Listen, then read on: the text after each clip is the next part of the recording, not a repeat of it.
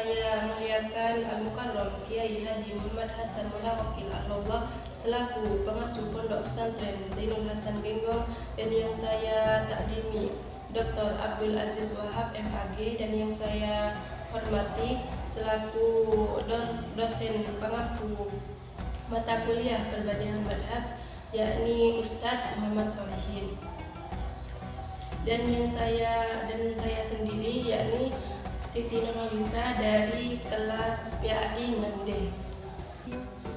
Baik, saya akan menjelaskan tentang sejarah tasrik dan pembentukan madhab. Sejarah tasrik yaitu tasrik terbentuk sejak diutusnya Rasulullah pada tahun 600 Masehi hingga wafatnya Rasulullah tahun ke-10 Hijriah. Tarik tasrik ini yaitu terbentuknya perundang-undangan hukum Islam baik pada masa Rasulullah atau pada masa setelahnya. Jadi tarik tasrik ini yaitu penetapan hukum-hukum atau dasar-dasar saat kondisi-kondisi pada masa saat itu, yakni pada masa Islam datang selama 23 tahun, yakni 13 tahun di Mekah dan 10 tahun di Madinah.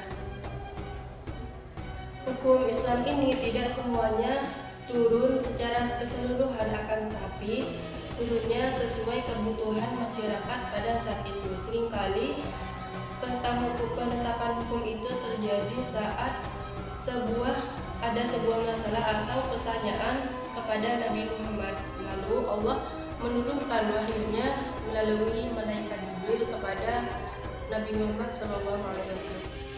Selanjutnya yaitu periodisasi. Yang pertama periode Rasulullah, yakni terbagi menjadi dua, yaitu di Mekah selama 13 tahun dan di Madinah 10 tahun.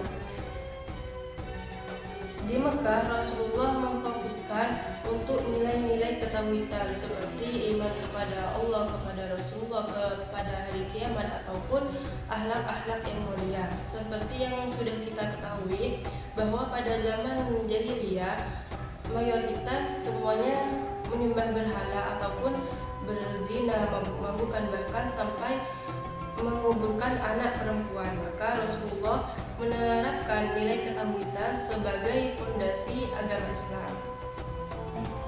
Sedangkan di Madinah Rasulullah memfokuskan untuk amalia seperti hukum-hukum berzakat, terus berpuasa seperti itu. Misalnya ada hukum tentang bolehkah menggauli istri saat haid seperti itu. Jadi Rasulullah pada di Mekah ini memfokuskan amalia di kehidupan bermasyarakat seperti sosial.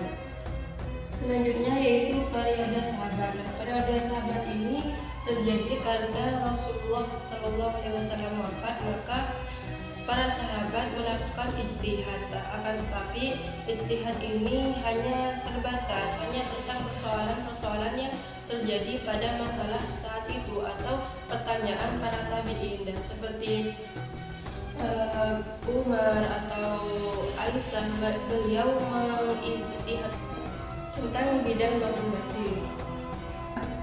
Lalu periode tadwin ini yaitu mengumpulkan atau menghimpun, yakni mengumpulkan hadis-hadis ke mushaf, sebab pada saat itu banyak sahabat yang sudah meninggal yang mempunyai nilai-nilai ijtihad atau fatwa-fatwa yang sangat tinggi.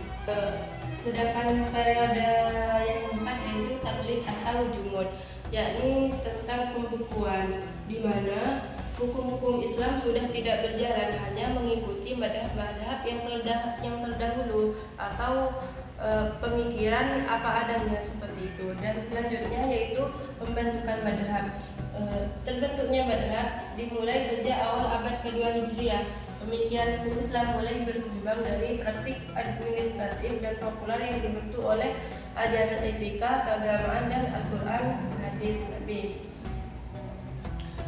Yang selanjutnya yaitu 4 madhab populer. Yang pertama madhab Hanafiyah. Abu Hanifah An-Nu'man bin Thabit, beliau lahir di Kufah pada tahun 80 Hijriah. Nah, beliau sering dijuluki sebagai ahlu ar-ra'i karena dengan melakukan pendapat-pendapatnya, beliau sering menggunakan rasio. Nah, beliau merupakan ahli fikih di Irak. Nah, pada saat itu ahli Irak seringkali tidak bisa dinasihati atau selalu berdebat. Maka madhab Hanifah ini ketika ingin mengajak kepada syariat Islam harus mencari dalil-dalil atau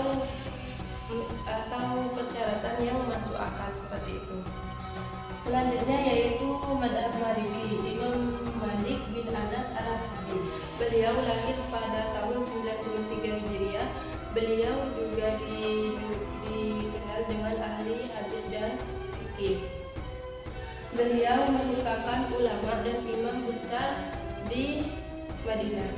Beliau juga dikenal sebagai orang-orang yang sangat mengikuti sunnah Rasulullah SAW. Selanjutnya yaitu madhab Syafi'i, yaitu Muhammad bin Idris As-Syafi'i Al-Quraisy. Beliau lahir di Palestina pada tahun 150 Hijriah. Beliau merupakan penghafal Al-Quran. Pada sejak awal umur 7 tahun beliau sudah hafal Al-Quran dan diberikan izin mengeluarkan fatwa-fatwa pada usia 17 tahun. Lalu yaitu madhab Hambali. Madhab Hambali yaitu Imam Ahmad bin Hanbal al-Syaibani. Beliau lahir dan meninggal di Baghdad. Beliau pada saat di Baghdad beliau bertemu dengan Imam Syafi'i, lalu beliau berguru kepada Imam Syafi'i. Akan tetapi Imam Hambali ini tidak mengarang kitab satupun, akan tetapi para sahabat-sahabat banyak merujuk kepada Imam Hambali tersebut. Mungkin itu saja dari saya. Wassalamualaikum